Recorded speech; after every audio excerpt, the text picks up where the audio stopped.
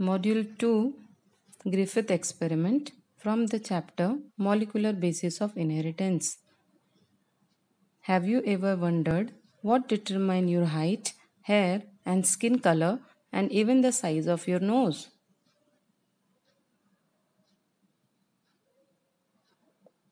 It's DNA, the genetic material of cell, but do you know how it has been proved? Here are the experiments that proved it. In 1928, Frederick Griffith performed an experiment on bacterium Streptococcus pneumoniae that causes pneumonia in humans and other mammals.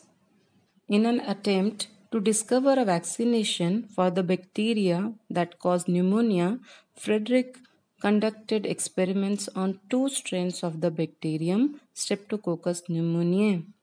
The 2 strains used were smooth strain S type and rough strain R type.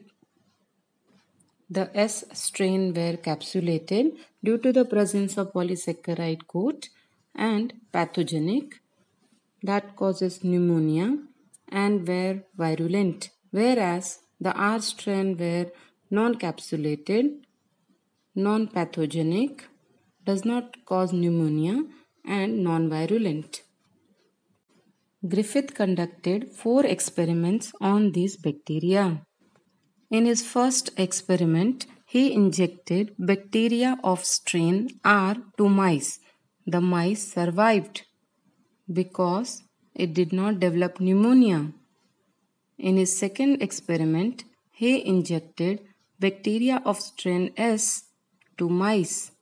The mice developed pneumonia and died.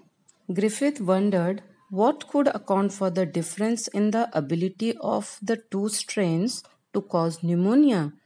He suspected the answer lay in the capsules, which were found only in the deadly S strain bacteria.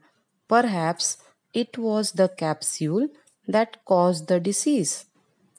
To test this hypothesis, Griffith heated the S strain bacteria over a flame.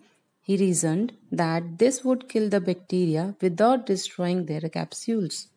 In his third experiment, he injected the heat-killed S strain bacteria to mice. Unexpectedly, the mice remained healthy. It appeared that the capsule did not cause the disease. Next, Griffith mixed together heat-killed S strain and live R strain bacteria. Since the S strain were dead and the R strain bacteria were harmless, he expected the mixture to be harmless. However, in his fourth experiment, when the mixture was injected, it proved deadly. The mice developed pneumonia and died, just as they had when injected with live S strain bacteria. Griffith examined some blood from the dead mice under the microscope. To his surprise, he found live S strain bacteria. Where had this live S strain bacteria come from?